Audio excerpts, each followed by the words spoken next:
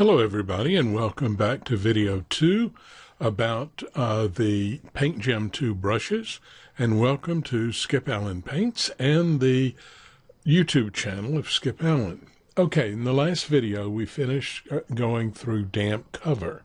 I'm going to go to the next one, which is damp on damp, and it is just as it sounds, damp on damp. What I mean by that is the paper is damp and the brush is damp or wet.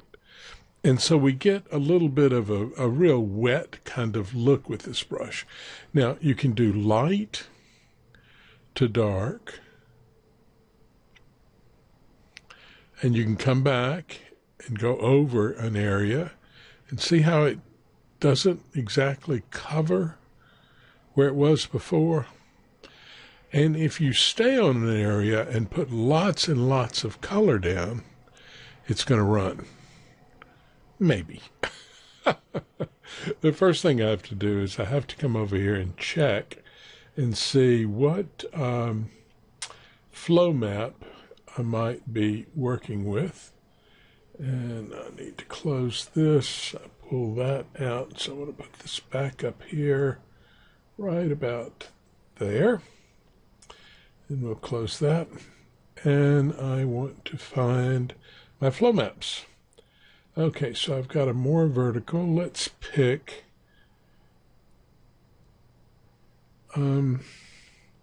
let's take the fat lines vertical flow map. That's the one selected, and now we click on this. This is your advanced it's called Advanced Brush Controls, and it brings up your brush controls that are most used for the particular brush. It's really a terrific addition. And all I want to look at is my real watercolor here and make sure that flow map is selected. Now, if I go back over here and hit the reset tool, oh shoot, I thought I had saved this as a flow map. So I would click it on flow map and come back up here to brushes and then click on saved variant and damp on damp Paint Gem 2 and just save it.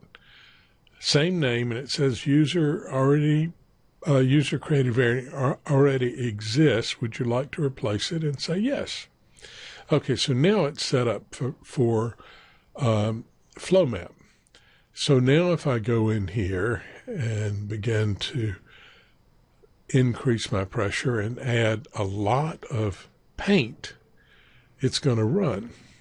Now it's running in both directions. If you would like to see it run down the page, you would take your wind here and change that angle to 270, which means that would be going down the page, and I would increase my force a little bit, like maybe 30%. And we go in here and add that dark color, and there it begins to run. Now it runs according to the way we have our flow map set up, and the flow map is set up with these lines here. So if I come in with this brush and make some dark here, we come over here and make a little dark there, and we let go, you see it creates lines based on the spaces here that are creating with these lines. So that's one way. Now you can leave the brush the way it was and just go back to its reset value. You can even leave it on current paper and not save it, because there's sometimes where you don't want the brush to create any lines. You just want it to give you that beautiful watercolor look. And what I mean by that, actually, I think I would go back and resave this with current paper. I'm now remembering why I did that. Save variant, damp on damp. And yeah, I want to replace it. So now we're back to our original setup. And if I come over here and pick a color and work with that color, look at how beautiful that color works. And notice how it'll go dark, builds to black, Look how gorgeous that really is. I love the way this brush creates this beautiful watercolor effect. Okay, so damp on dampen. I'm going to spend all my time on one brush. Damp paper bamboo. This brush is set up not to do thick and thin. So if I look over here at size, you will see that my min size is 100%. And that's so it will not change in size. Now I'm going to make this brush a little bit bigger. And the reason it's called damp paper bamboo is because I would use the brush like, it'd be nice if I had a steady hand tonight. Gosh. There we go. I would use the brush to make something like bamboo. And then I would come back with, say, like this damp paper bristle brush and come in with a dark color. And I might just add a little bit of extra line, a little extra line to the stroke of the bamboo.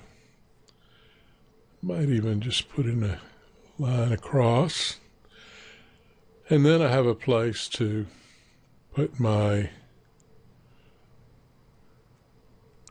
lines through like that. So that's why it's called a bamboo brush, because I started working with it with bamboo. And damp paper bristle is exactly what it says. It is a damp brush that has a lot of bristle to it. So if I wanted to use it for bamboo leaves, I could. And it's got a very lively kind of paint stroke to it. And notice how it, you have that thick and thin ability, but you also have this thick and light opacity that you're getting that makes the brush look and feel like new or traditional brushes. Damp wet to wash was that first brush that we showed originally, and it also will give you runs based on your flow map. Okay, so that one will always run for you if you put a lot of paint down. Just a little bit of paint, and you won't get but just the tiniest little bit of a run. See, like that.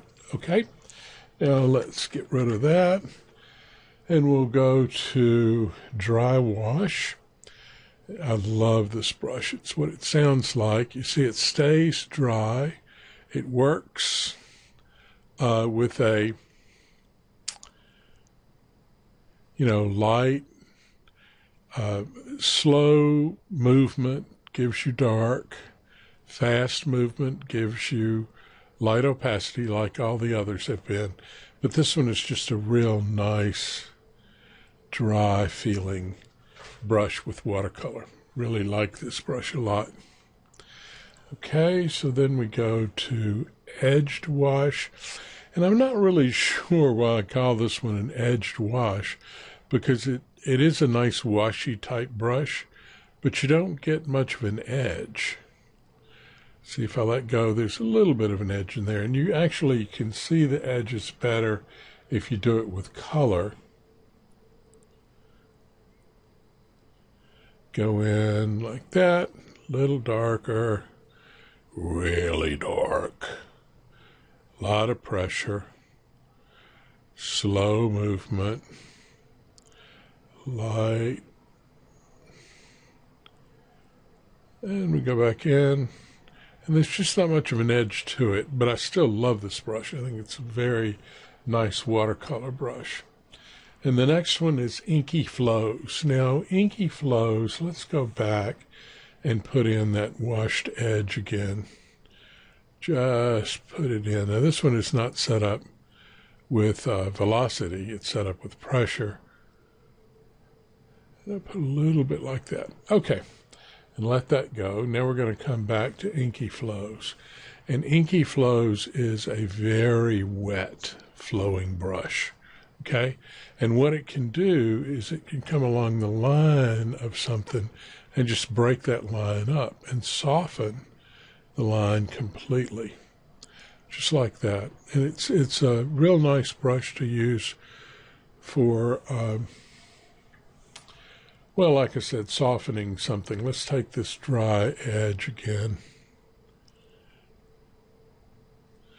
And now we'll go to Inky Wash, or Inky Flow, using black, and I'll just make that bleed off there.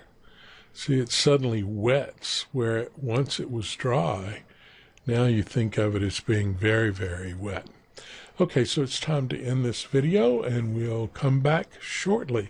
By the way, this is, perfect for like a Sumi mountain up here, or Chinese brush painted mountain starting there. Okay, bye-bye.